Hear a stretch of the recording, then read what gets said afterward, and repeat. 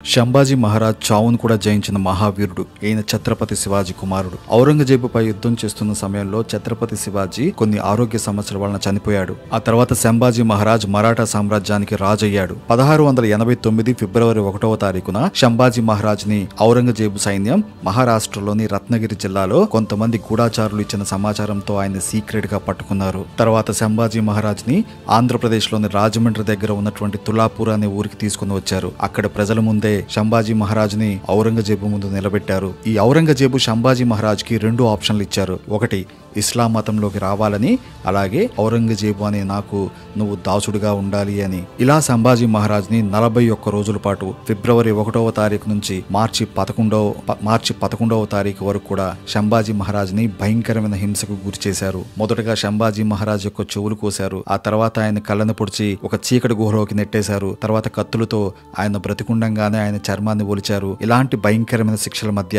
అతన్ని ఇస్లాం స్వీకరించమని పదే పదే అతన్ని కొట్టారు. కానీ శంభాజీ మహారాజ్ చావడానికైనా ఒప్పుకున్నాడు. కానీ ఇస్లాం లాంటి భయంకరమైన మతంలోకి నేను ఎన్నటికీ మారేది లేదు అని ఆయన చావుకి ఎదురెళ్లాడు. అంత బాధను అనుభవిస్తూ కూడా ఔరంగజేబుని ఎదిరించేవాడు. చివరికి శంభాజీ మహారాజ్ యొక్క తలను వేరుచేసి ఆయన శరీరాన్ని ముక్కలుగా చేసి నదిలోకి విసిరేశారు. కొంతమంది మరాఠా సైనికులు ఇది తెలుసుకుని రాత్రికి రాత్రే కొంతమంది శివభక్తుల యొక్క సహాయంతో ఆయన శరీరాన్ని స్వాధీనం చేసుకుని రాజమండ్రి దగ్గర ఉన్న తులాపూర్ అనే ఊర్లోనే సీక్రెట్ గా అతనికి అంత్యక్రియలు జరిపించారు. శంభాజీ మహారాజ్ మరణం తర్వాత అతని తమ్ముడు రాజారాం మహారాజ్ ఔరంగజేబుపై యుద్ధం ప్రకటించాడు. శంభాజీ మరణం తట్టుకోలేని ఆ మరాఠా ప్రజలు కోపంతో రగిలిపోయారు. ఔరంగజేబుపై తిరుగుబాటు చేశారు. 1707లో ఔరంగజేబు కొన్ని ఆరోగ్య కారణాల వల్ల మరణించాడు. ఆ తర్వాత శంభాజీ మహారాజ్ తమ్ముడైన రాజారాం మహారాజ్ ఔరంగజేబు సామ్రాజ్యంపై యుద్ధం ప్రకటించి మొఘల్స్ యొక్క రాజ్యాన్ని మరాఠా ప్రజల కాళ్ల దగ్గర పెట్టాడు. ఇంతకీ ఔరంగజేబు ఎవరో తెలుసా? మన తాజ్ మహల్ ని కట్టిన షాజహాన్, ముంతాజ్ కుమార్ల ముద్దుల కుమారుడు.